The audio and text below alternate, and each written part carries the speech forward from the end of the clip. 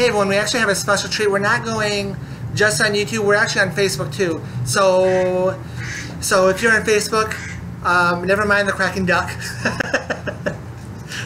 We have a great special guest today on live on Vision Magazine.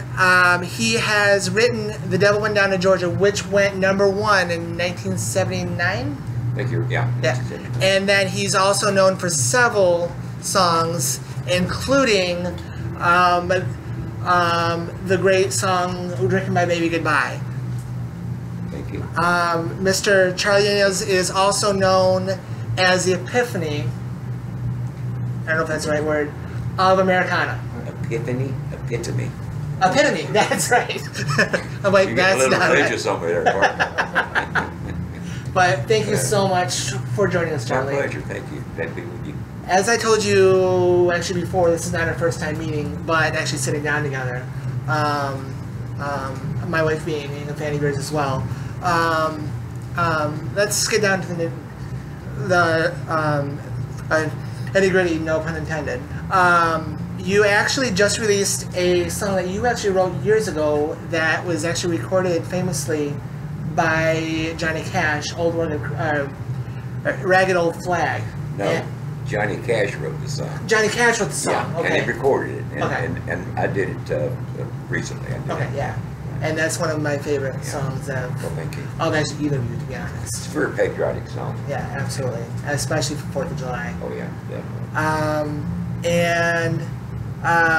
And that had gone on number 31 on Billboard's country singles charts in 1974. Do you think it might do the same for you? I don't think so. We didn't really do it with that kind of a push or anything. When we basically did it, it was not really my idea. Do you know who Mark Geist is? Yes. Okay, Mark Geist, Oz, name. One of the guys was in the shootout in Benghazi. I've got to be friends with him over the last few years, and he came. He said, "I think somebody ought to do that song." He's a very patriotic guy. So I said, let's do it. You do it with me. So he did the young man's part. And of course, I did the old man's part. I don't know why, but I did. It fit. But that video actually is actually on our Facebook page. And so if you're watching, do not cut out. No. After this, watch it. But you also have lately become a writer. Tell me about that. I've been writing for quite a while. I just recently wrote what you're talking about right now, which is actually my 4th book, but it's the first biography that I've written, full-fledged biography. I've been writing it for about 20 years, and I could never find a place to pause it because things kept happening. My career, I didn't get on Grand Ole Opry. I wasn't invited to be a member until I was in my 70s, and things just kept happening, records and this and that. So I couldn't find a place to stop it. When I found out I was going to be inducted into the Country Music Hall of Fame, I thought this is a great place to pause it. So it's my memories, my earliest memories of over the last 80 years, my career and everything, up to the night I was inducted into the Country Music Hall of Fame.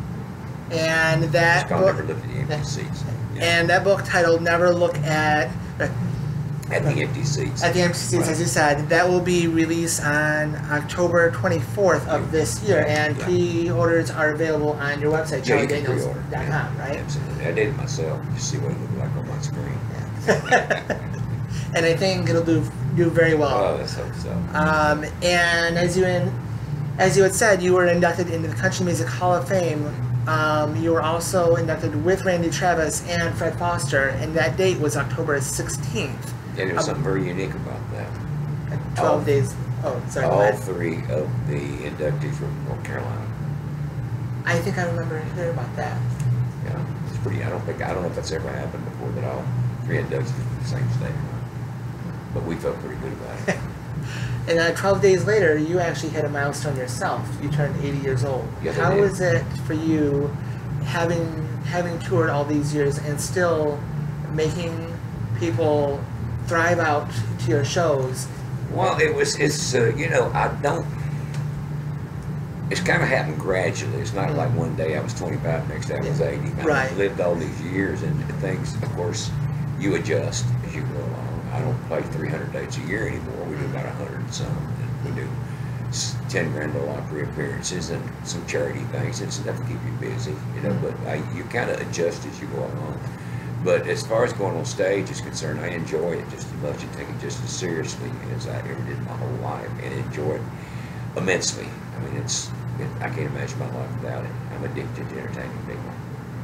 And now, can you ever see yourself retiring from music? You know, when the good Lord takes me home or lets me know that I shouldn't be doing this for one reason or another, people don't want to hear me anymore, I quit. Up to that, I'm not, you know, I have made absolutely no plans for return whatsoever. I've not named a date. I've not named a specific set of circumstances or anything. It's just like I take it, you know, a day at a time, a year at a time, a tour at a time, a show at a time. And I have no aspirations and no intentions of retiring right now, to be honest with you. If I live to be 90 years old and I'm still in reasonably good health, I'll probably still be doing the same thing. You know, That is good to hear. if I don't, then say la vie. Well, you'll Or be hasta at, la vista or something like that. you'll be on stage in just about an hour or so, about 4:40.